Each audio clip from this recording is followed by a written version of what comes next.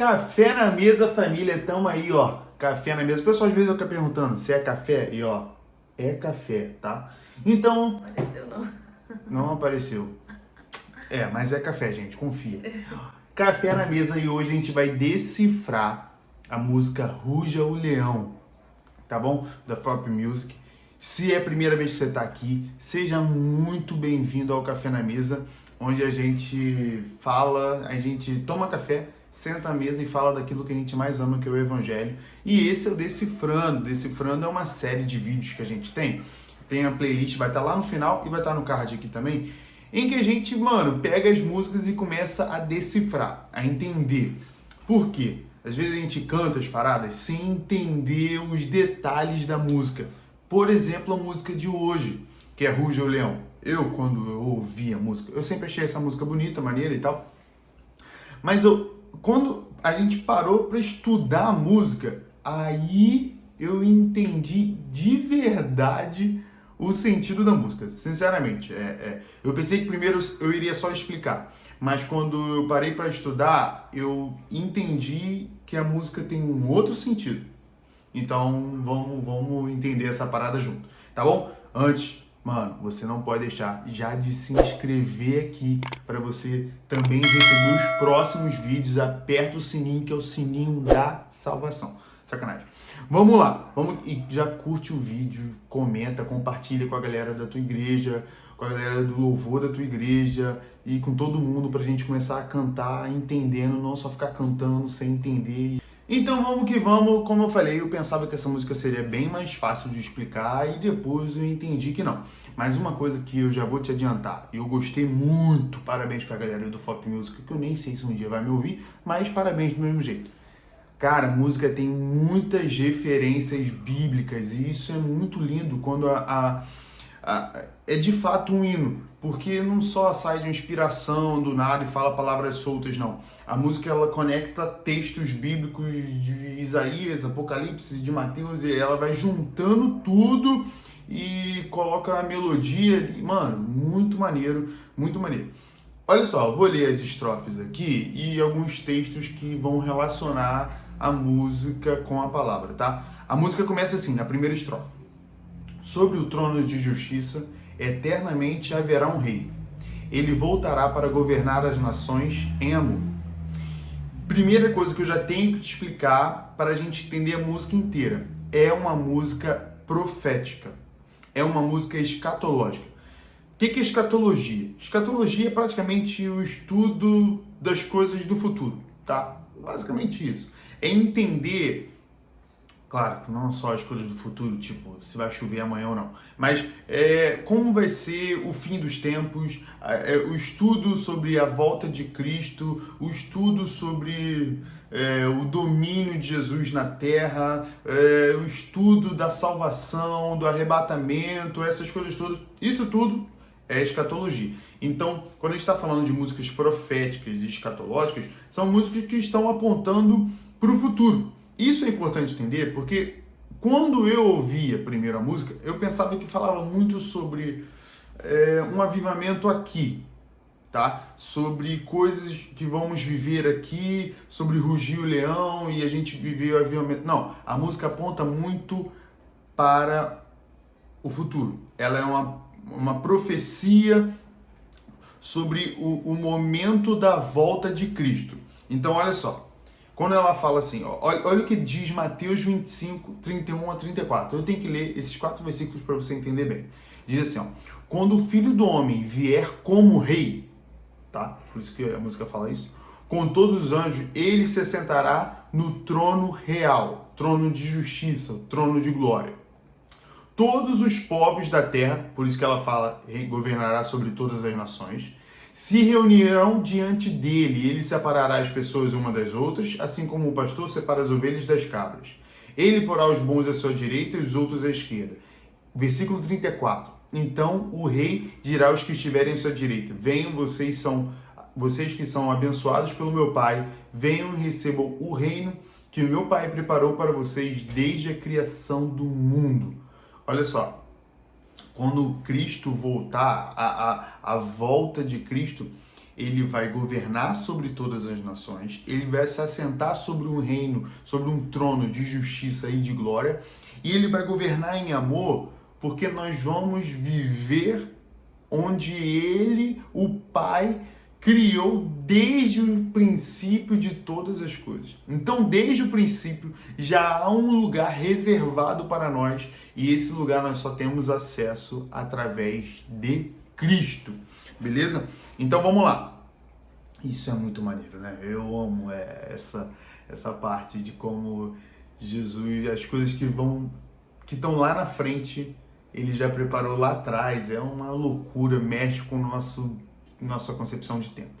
Vamos lá. A próxima frase, a próxima estrofe é assim: que ruja o leão e que a terra estremeça diante da majestade de Jesus. Olha só, sobre o leão, não é à toa que a Bíblia compara Jesus, que a Bíblia fala do Messias como um leão. É uma figura que representa justamente a autoridade, tá? Representa governo, representa liderança, e essa é a representação de Cristo, mano. Você tem que ver Crônicas de Nárnia, e isso vai fazer total sentido. Então, é um filme obrigatório, Crônicas de Nárnia, parece filme de criança. Quando eu vi pequeno, eu achei maneiro. Depois, quando eu vi e entendi que tudo tinha a ver com Cristo, sério mesmo, eu tava vendo um filme infanto-juvenil e chorei, porque ali é a obra redentora de Cristo, é animal. É animal. Então, vamos lá. Apocalipse 5, versículo 5 diz o seguinte: o leão da tribo de Judá, a raiz de Davi, venceu para abrir o livro e os seus 7 selos.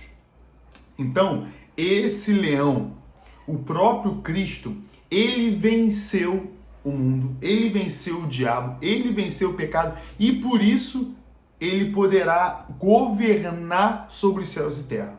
Tá? Então, ele não foi derrotado por isso tudo. Não, ele já venceu, mano. E por isso ele vai governar. Então, ele é o leão da tribo de Judá. É ele que vai se assentar sobre o trono. Agora, a próxima parte dessa mesma estrofe diz que a terra estremeça diante da majestade de Jesus. Olha só, agora a gente vai para Isaías 13. Eu não falei, né? A música é muito maneira porque ela junta vários textos. E cara, eu amo quando isso acontece. Quando a pessoa compõe a música cheia de referências bíblicas, então ela pega Isaías, pega Apocalipse, pega Daniel, todo mundo. Isaías 13:13 diz o seguinte: portanto, farei estremecer os céus, e a terra será sacudida do seu lugar por causa da ira do Senhor dos Exércitos e por causa do dia do seu ardente furor. Ah, cara, a gente está falando aqui de Apocalipse, gente. A gente está falando aqui sobre o fim das coisas, o fim dos tempos, sobre, sabe, é isso, a terra vai estremecer. E é muito maneiro porque, para uma grande parte da doutrina, essa parada da terra estremecer, a gente não está falando de coisas naturais, por isso que pensam que vai ser como se fosse um terremoto. Não necessariamente.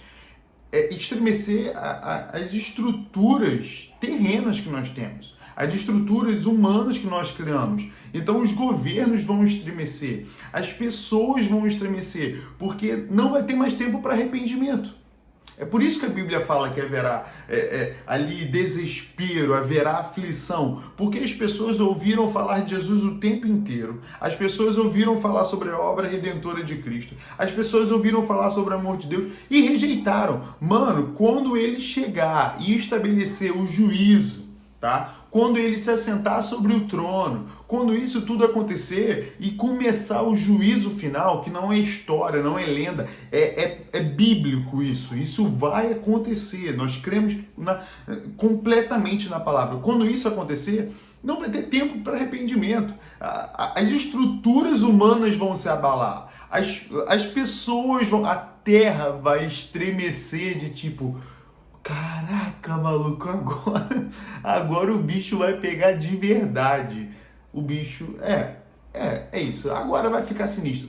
Então, assim, aqui já em Isaías, isso vai se reforçar também lá em Apocalipse, a terra vai estremecer. Então, os governos corruptos, mano, vão ser julgados. As pessoas que praticaram as maldades vão ficar estremecidas, porque o Senhor julgará com retidão, com justiça. Como diz a palavra, ao Senhor pertence a vingança. Não a nós, mas ao Senhor pertence a vingança. Tá?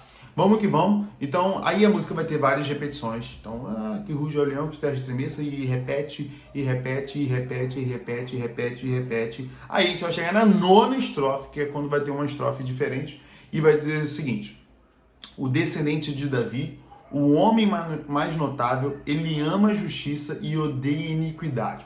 Descendente de Davi, porque olha só, quando a gente lê lá em Mateus 1 e Lucas 3, aquela parte de genealogia que ninguém gosta de ler na Bíblia, mas é muito importante, porque prova que Jesus era descendente de Davi, do rei Davi, aquele rei Davi lá da pedra, enfim, Jesus é descendente dele, então Jesus é de uma linhagem real.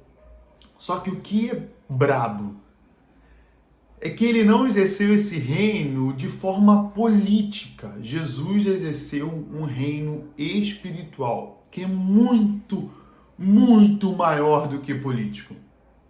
Então Jesus não reivindicou receber honras como um rei político.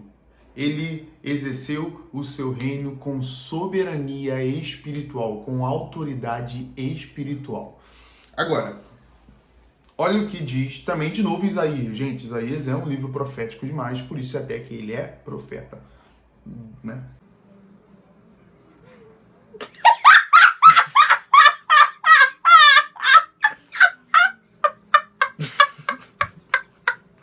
Enfim, Isaías 11, versículo 1 diz o seguinte: um ramo brotará do tronco de Jessé, Jessé, pai de Davi, e um renovo frutificará das suas raízes. Então a gente vê que se cumpriu a profecia, porque da descendência de Davi viria o Messias, viria o ramo que frutificaria das raízes de Jessé, ou seja, de Davi. Então Cristo veio para cumprir isso. Cristo de fato era um rei e uma descendência real e exerceu o seu reino com perfeição, tá? Agora, a segunda parte dessa mesma estrofe diz que ele ama a justiça e odeia a iniquidade.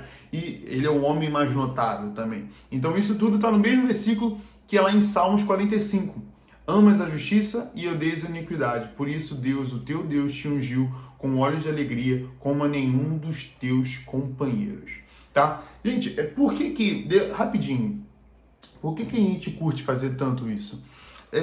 Porque eu acho que só compreendendo a gente consegue adorar com excelência. Tá? Minha visão, eu quero até que você comente sobre o que você acha sobre a gente cantar e não entender. Eu quero que você deixe aqui nos seus comentários. Porque vamos supor que, muito rápido, vamos supor que você não entende inglês, mano. Você não entende nada de inglês. Aí alguém chega pra você e fala assim, fala pra mim, I love you. Tipo, tu vai falar, será que há expressão? Será que há amor? Será que há sentimento nisso? Não, porque a pessoa pode falar e não entender. E eu acho que muitas vezes isso acontece, da gente estar falando, da gente estar cantando sem compreender. Tá falando porque tá aparecendo a letra ali. Tá cantando porque tem alguém cantando, porque a gente já ouviu a música no celular, na rádio, em algum lugar. Agora, quando a gente compreende, mano, a gente consegue adorar e ao mesmo tempo o Espírito de Deus ministra em nós. Então, quando a gente canta essa música entendendo que ela tem um sentido escatológico, que ela tem um sentido profético, mano, o Espírito ministra em nós com ansiedade pela volta de Cristo. Ansiedade no sentido bom, de desejar a volta de Cristo, da gente viver uma vida reta, porque, cara, ele virá. Isso em nós não causa desespero. Isso em nós causa desejo da volta de Cristo para nós nos unirmos a Ele, tá bom? Esse é mais um Decifrando, cara, tem mais vídeos aqui, então de vez em quando a gente vê uma galera assim, vou hoje bater esse louvor lá na minha igreja e compartilho os vídeos. Então, cara, quando isso acontece é muito maneiro. Eu espero que você fique aqui, se inscreva, Não deixe de apertar aí o sininho para receber as notificações, mano. Esse é o Café na Mesa. E a última coisa, se você tem sugestão de vídeo pra gente fazer no Decifrando aqui, deixa também nos comentários, porque a ideia é essa da gente se ajudar, da gente andar junto. E esse é o Café na Mesa. Vou tomar mais meu cafezinho pra gente ficar maneiro. Graças a Deus, pai. Melhor café da mesa do mundo. Tamo junto. Receba!